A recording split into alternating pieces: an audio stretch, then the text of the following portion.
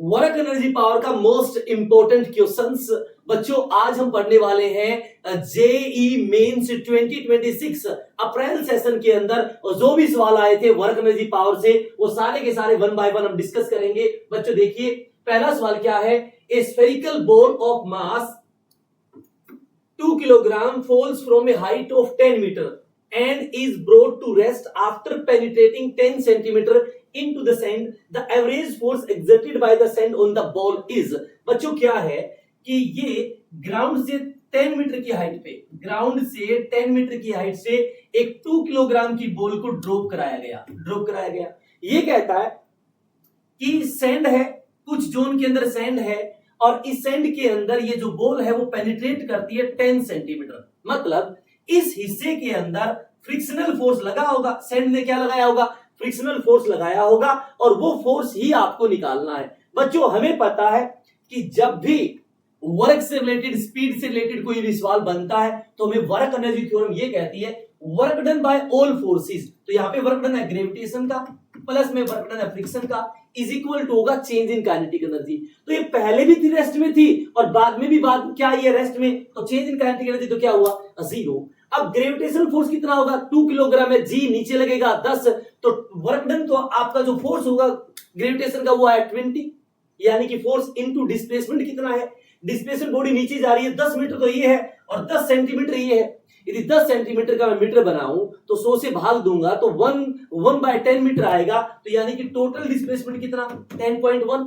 अरे यहां से 10 ये और 10 सेंटीमीटर मतलब 0.1 मीटर और नीचे गया तो ग्रेविटेशन तो यहां तक लगा। प्लस में फोर्स में मान लू फ्रिक्शन का F और फ्रिक्शनल फोर्स लगा है सिर्फ 0.1 मीटर में, 0.1 मीटर इज इक्वल टू 0। जब मैं इसको सोल्व करूंगा तो ये आएगा F is equal to minus का 20 इंटू 10.1 डिवाइड में बच्चों कितना 0.1। पॉइंट से पॉइंट क्या हो जाएगा कैंसिल और 101 को 20 से भाग दोगे तो आंसर आएगा बच्चों 2020 यानी कि 2020 जूल आपका बच्चों राइट आंसर। आई होप आपको ये चीज समझ आ गई होगी। अगला सवाल देखते हैं बच्चों क्या कहता है। A 1 kilogram block subjected to 2 simultaneously force, दो फोर्स है, एक ये है और एक ये है, is moved a distance of 25 meter is moved a distance of 25 meter along 3i minus 4j work done in this process बताना। तो सबसे पहले बच्चों निकालते हैं डिस्प्लेसमेंट। 25 का तो मैग्नीट्यूड है और ये डिस्प्लेसमेंट लगा है इस दिशा में, तो इसकी दिशा कैसे निकालूं 3i minus 4j vector divide में इसकी मैग्नीट्यूड। तो 3 और 4 है, इसका मैग्नीट्यूड करूंगा तो 3 का स्क्वायर 9, 4 का स्क्वायर 16 और 9 25 का रूट कितना आएगा 5। तो 5 से 5 तो डिस्प्लेसमेंट आया 15i cap minus 20j cap. ये आपका डिस्प्लेसमेंट। आपसे पूछे वर्क बताइए तो वर्क होता है F डॉट S। तो पहले टोटल फोर्स चेक कर लेता हूं, ये दो फोर्स हैं तो 3 और 2 5i कैप 3j और माइनस j प्लस का 2j कैप प्लस का 4 और माइनस 2 प्लस का 2k कैप। ये नेट फोर्स है और ये आपका डिस्प्लेसमेंट है 15i माइनस 20j। हमें पता है डॉट में i और i की गुणा करते हैं तो 15 और 5 की करेंगे तो कितना आएगा 75 और 20 की और 2 की करेगा तो कितना आएगा माइनस 40 क्योंकि माइनस 20 है। तो ये आया बच्चों कितना 35 जूल। तो 35 joule is the right answer यानी कि first is the right answer. I hope आपको ये सवाल भी समझ आ गया होगा। अगला सवाल देखते हैं बच्चों क्या कहता है। A body of mass 2 kilogram begin to move under the influence of time dependent force दे रखा है बच्चों। ये आपका फोर्स है और ये कह रहा है I और J यूनिट वेक्टर है along x and y respectively। The power produced by the force at, जब पावर पूछे और टाइम के आगे एट आए तो बच्चों वो होती है इंस्टेंटेनियस पावर और instantaneous power P is equal to होता है बच्चों F डॉट V। हमें F डॉट V चाहिए तो F डॉट V निकालने के लिए F तो मेरे पास है कितना, F की वैल्यू पुट कर देता हूं 2ti कैप प्लस में 6t स्क्वायर j कैप। ये फोर्स है और डॉट में मुझे करना पड़ेगा वेलोसिटी। तो सबसे पहले मैं इसका एक्सेलरेशन निकालता हूं। A क्या होता है बच्चों फोर्स भाग में मास कितना है 2। जब 2 से डिवाइड करूंगा फोर्स को तो ये आएगा ti कैप प्लस में 3t स्क्वायर j कैप। ये आपका एक्सेलरेशन आया। A क्या होता है dv बाई dt, तो dv बराबर क्या आया ti कैप प्लस में 3t square j cap into में dt।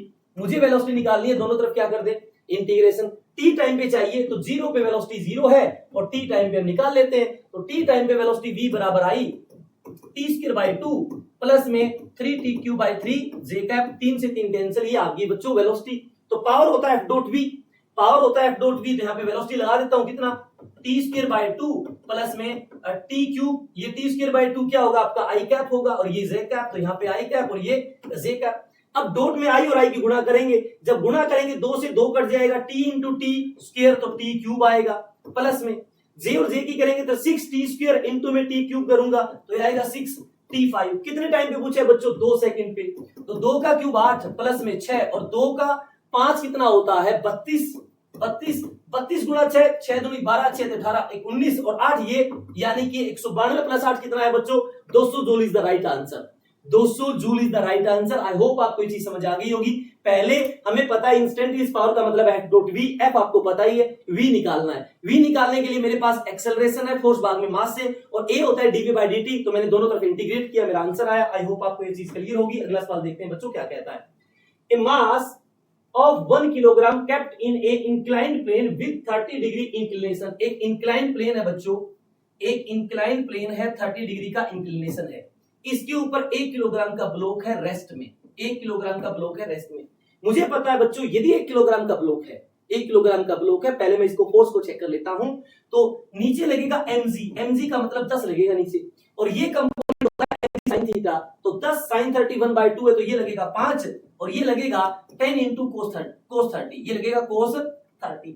अब मुझे पता है ये रेस्ट में है तो इसको चलाने वाला तो 5 है, तो फ्रिक्शन इस केस में कितना आएगा बच्चों 5 ही आएगा। जब कोई चीज रेस्ट में होती है तो फ्रिक्शन अप्लाइड फोर्स के बराबर होता है, यहाँ अप्लाइड 5 है तो फ्रिक्शन भी कितना होगा 5। आगे बढ़ते हैं क्या कहता है।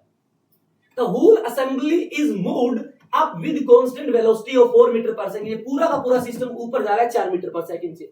बच्चों यदि कांस्टेंट वेलोसिटी से कोई चीज चल रही है तो उस पे नेट फोर्स क्या होता है बच्चों 0। उसके ऊपर नेट फोर्स क्या होता है बच्चों, तो नेट फोर्स तो उसके ऊपर लगेगा ही नहीं। तो बताना है with constant velocity 4 metre per second the work done bye frictional force in 2 second. तो फ्रिक्शनल फोर्स का वर्क बताइए। बच्चों एक बात सुनिए, फ्रिक्शनल फोर्स यहां पे है कितना, फ्रिक्शनल फोर्स यहां पे है कितना 5, ये आपका फ्रिक्शनल फोर्स है, ठीक है फ्रिक्शनल फोर्स है, और ये 4 मीटर पर सेकंड से ऊपर गया है, तो 2 सेकंड में ऊपर कितना गया होगा 4 मीटर पर सेकंड, तो 2 में कितना होगा कांस्टेंट वेलोसिटी है तो 8, यानी कि ये ऊपर गया होगा 8 मीटर। ये ऊपर कितना गया होगा 8 मीटर। अब ध्यान से एक चीज सुनिए बच्चों, ध्यान से एक चीज सुनिए, इस लाइन को मैं आगे बढ़ाऊं और इस ये जो आपका 8 मीटर वर्टिकल ऊपर मैं इसको यहां पर शिफ्ट करूं तो ये 30 डिग्री कितना आएगा 60, यानी कि एंगल कितना है 60 डिग्री। इसका मतलब फ्रिक्शनल फोर्स और डिस्प्लेसमेंट के बीच में एंगल कितना है 60 डिग्री। तो वर्क क्या होता है, वर्क होता है Fs cos थीटा।